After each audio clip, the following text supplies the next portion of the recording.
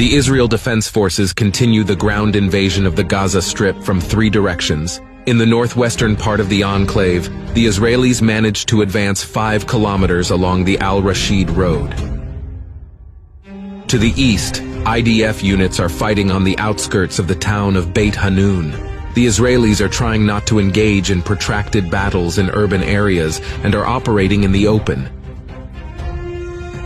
Meanwhile, to the south, the Israelis were able to fight their way into the enclave for 6 kilometers and reach the al-Rasheed road from the other side.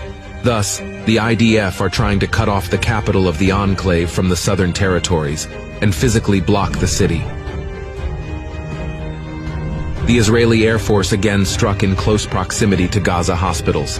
An ambulance was destroyed near al-Shifa hospital, again killing a large number of civilians.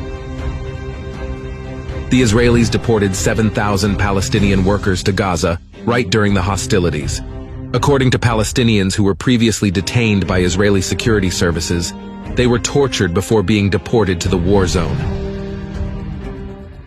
Palestinian militants, for their part, continue to shell Israeli towns.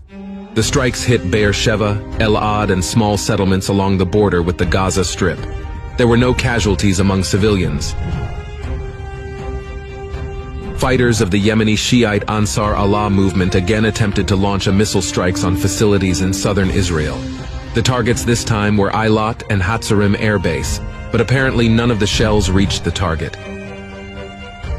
Violent clashes between Palestinians and Israeli forces continue throughout the West Bank.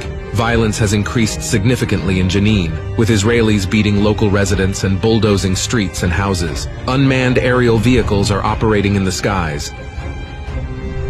A group of Palestinians attacked an Israeli army vehicle near Kibbutz in Beit Lid.